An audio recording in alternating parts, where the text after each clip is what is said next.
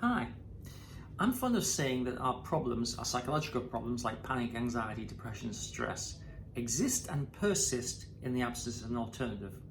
Now, that is absolutely true. If you have an alternative to the problem that you have, then you're really in a good position to be able to practice something different from the problem. But there's also another answer, and I believe that this is such a profound yet simple answer, it's worth just talking about a little bit.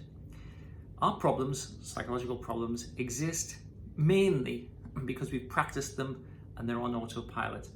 We practice them so they become automatic. So if you think about worries, for instance, how long have you been worrying? If you think about anxiety, how long have you been anxious, depressed, stressed?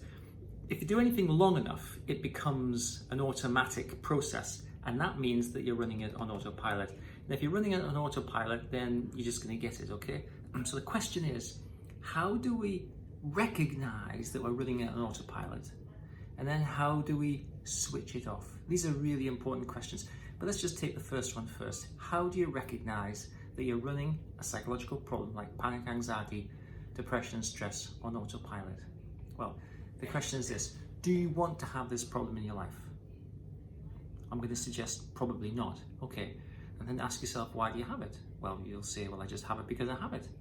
And isn't that almost the definition of running something on autopilot? I just have it. It just appears. It's just there.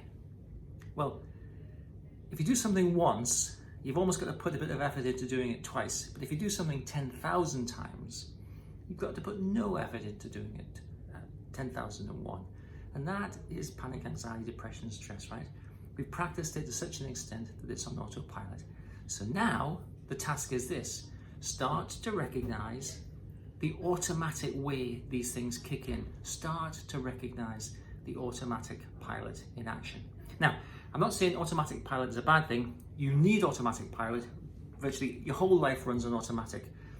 But the automatic pilot does not care whether you're running a life helpful program or a life unhelpful program. It'll just run automatic pilot. Your job is to determine which programs are useful and which automatic pilot programs are not useful. And then, of course, we can put some effort into changing the ones that are not useful. I hope you find this interesting. I know it's kind of simple, but it's also profound, which is kind of like psychology all over. Start practicing and thinking about the automatic way the problems that you struggle with persist.